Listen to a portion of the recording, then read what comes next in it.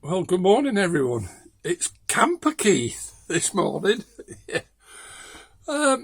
Right. Well, I always say I only do these videos if I've got something to say. I mean, I'm talking these new units, getting used to them. Right. I mean, I've no wish to sort of worry family, but I thought I'd better do this because it's. Let me just squaring things up. Yeah. Where do I start? Yeah, all right. Let me just say, I've been sort of, what it's like. You get something in your head and then it goes around and then you worry about it and you think, oh, is it or isn't it, And in life, you get these hurdles that suddenly pop up in front of you and that you didn't expect. Well, that's been happening. Right, let me try and explain. Some of it might get a bit technical, but hopefully, if you stick with it and listen, you'll understand what I'm saying. I take this hearing aid out. It's like talking into a tube. Yeah, right. I had me a telephone consultation with the oncologist, and I've got all sorts of little issues, pains at the back of my neck, all my arms, and I've told you before, my hands feel swollen all the time. My feet are numb and they're aching, and I mean not terribly sore, but my leg muscles are aching as well and things like that. Sore, So I was discussing this, and they ask you how you go into the toilet, is everything okay, and all this sort of thing. Because of the meds, you got side effects, constipation, and that. And then she says, I think we ought to give you another CT scan. And I said, oh, yeah, okay, fair enough. She says, I think we ought to look at your tumours now compared to, previous scans. So, oh, okay, fair enough. If that's what you want to do, I don't mind. Just lay on the table and have the thing go around me, And of course, you put two and two together afterwards, don't you? Think about it, And it's not necessarily the right thing to do, but anyway. And then she said, when you were diagnosed and, you've got quite severe, advanced stage 4, she says your PSA was low, very low. She says it was only 7. Well, in actual fact, it was more like 15, but for some reason the records didn't catch up. But I was on finasteride at the time, and I think finasteride increases the PSA reading, doubles it. So I think that's where they got the 7.4, I think they said.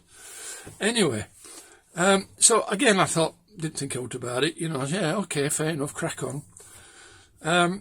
So she says, we'll get you into Trelisk at the oncology centre. She says, and we'll interview you next time, rather than on the video telephone. And she says, so it'll be an earlier appointment. It won't be 3 months, it'll be less. So, okay, fair enough. So of course afterwards I then start churning it over. What does she mean by the only 7 PSA? And why is she worrying that she needs to have another CT scan, to check up, see what's happening? And so you start thinking, are my tumours activating again? Are they coming awake? And all these side effects, is it because I don't seem to be getting stronger, I seem to be getting more tired. Anyway, so I start doing a bit of digging round. And again, you Google it, don't you? So fatal, you shouldn't do it. But I never knew this. I'd heard it, but I'd never really thought about it. But that you can have prostate cancer that does not produce PSA. Now, of course, all prostate cancers, or what the oncologists use, is they use the PSA as a marker to see how your cancer's doing. Now, of course, I'm in remission, which means it's undetectable PSA. Now, when I was first diagnosed, they put me on darolutamide. Now, what darolutamide is, it's a second stage. Is it second stage? Second phase? Anyway, it's basically a more advanced tablet. And if you remember, I explained to you, a few months ago now, that you've got the baby cancers, you've got the mummy cancers, and then you've got the daddy cancers. And baby cancers basically are the very early stage, which produce lots of PSA. And then you've got, once you take the tablets which stop your testosterone, the cancers basically go into hibernation and stop growing.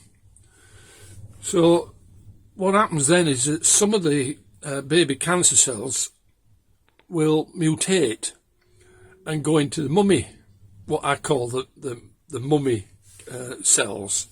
And what they do is they produce their own testosterone, crafty buggers, aren't they?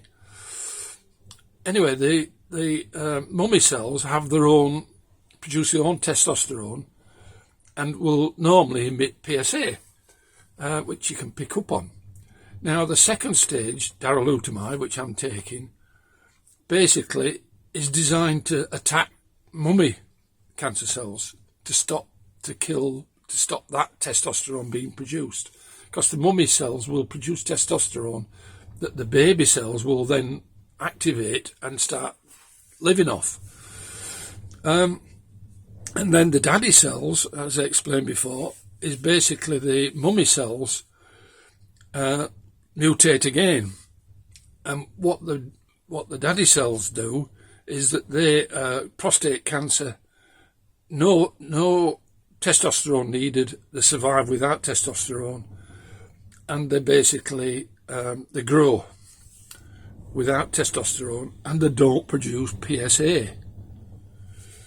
So now, relating back to what I said at the start with what she's saying about CT, and I was only on 7 PSA, and they put me on darolutamide, which kills the mummy or stops the mummy cells. So, and she's wanting to check to see if my tumours are still stable and not growing again. Now, that is worrying, because in her logic, as I perceive it from what she said, she thinks that because my PSA was low when I was diagnosed, I'd got probably lots of mummy cancer cells and maybe daddy ones. I'd gone into remission, and according to Google, you can get false negatives. Some prostate cancer doesn't produce PSA, which is the daddy cells, and basically so you can get false negatives where you get a reading of 0 PSA, but your cancer is still active. And I think she's thinking that, and that's why she wants to do the CT scan, because when you read about it, it says that normally the oncologist will do additional scans to check to see if the cancer is still active, which they haven't done, you see. They did a chest CT for my lungs, but she says, because she said, I'm going to do an all over body CT scan. So they're looking for it elsewhere. Got me worried. Yeah, got me worried. But now my appointment came through, and it was like the second week in August, the actual date, but then the appointment came through, it's like 15th of September or something, so it's like almost like within a month. So they're going to have a CT scan done before I go to see the oncologist. I've not had any CT appointment come through yet, but to get a CT scan done within 4 or 5 weeks of requesting it, it will be requested on an urgent basis, because normally you'd be waiting 2 or 3 months. So, you put 2 and 2, I might be getting 5. I don't know, but I might be getting 4. And until Now the fact is that she's seen me within 5-6 weeks of my video appointment. Again, smacks that, you know, they want me in sooner than later to see what's going off. And all the things I was saying about, because my shoulders ache. Now, prostate cancer tumours normally do not occur in the arms or below the knee, in the legs. There you go, bit of useful information. Apparently, it's not. It does occur, but very, very rarely. So, quite, you know, she might be putting, now, of course, she might be putting 2 and 2 together and getting 5 like me, but I hope she is. But, you know, and then, of course, what happens? You start, oh, I've got a pain in my back. Oh, it's a tumour cell on my bloody spine that's activated. So, oh dear. You know, you start going around and worrying, and anyway. Yeah, so fingers crossed. I mean, I can see her logic. I can see what she's doing her best for me.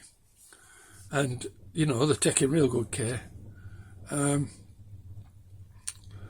Yeah, so wait and see. And I'll let you know what happens when I know. Yeah, so sorry to be not so, you know, whoopee, I'm in remission. It's a bit of an empty result that now, on the basis of what they've said. I've got to have another blood test before I go for the interview, a week before. So again, excuse me, I'll know if I've got any PSA showing. But it could be that I've got the daddy cells and they are active. And then it's, you know, it shortens my expectations quite dramatically, let me just say, if that's the situation. Yeah. Anyway, as you can probably tell, I'm not best pleased, and I'm putting 2 and 2 together, and you know, who knows. But the logic is, she can see that my PSA was so low when I was diagnosed, and it was so advanced. She was obviously thinking, oh, he's probably got some, you know, if it was the baby cells that had produced all my 7 tumours around my body, then I would have had masses of PSA. I mean, normally you're looking at hundreds PSA number, sometimes thousands. And you get some men that, you know, have got like 2,000 PSA, and they've got literally tumours all over the body, masses of them, you know, when they get first diagnosed. So luckily, I caught it early enough. But, you know, I can see what she's thinking. Only 7 PSA. And it's advanced, stage 4 terminal. Yeah, so I don't know. Anyway, I'm here in my camper. It's nice and warm. Hot sweats. too warm almost. I can't wait for a bit of cooler weather. But the other thing is, that was the other thing I told her. I've been getting I've been getting hot sweats, but I've been getting chill sweats where literally I go, you know, I'm shivering away, and I've got to put jumpers and coats on. And I said to Mrs, is it cold in here? And she'll say, no, it's hot. You know, it's up like 24, 25 degrees. And I'm shivering away there, you know.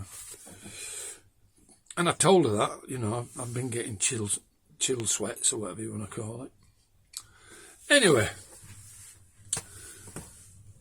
yeah, British Tapestry of Life. A new goalpost has been put up in front of me, and I've got to get over this, you know, score the goal, get over the hurdle, and hopefully, fingers crossed. And I can't cross my fingers properly because I'm, you know, it's stiff. And I can't. If you look, my little finger doesn't. Whereas that one, I can touch my palm, and that one I can't. You know, and that's the stiffness. And when I open it, it sort of flicks open as though the knuckle has got something wrong with it, the joint. Yeah, anyway. Yeah. Right, sorry to bore you. Hopefully you've got as far as this. You know what I say? Like and subscribe. And I'll keep giving you updates as much as I know when they occur. Right, Rich Tapestry Life. Make it colourful. And your health, your responsibility, nobody else's. And go to the doctors if you're not certain. Right, signing off. It's Camper Keith. So, yeah. Right, I don't know what else I can say. Bye for now.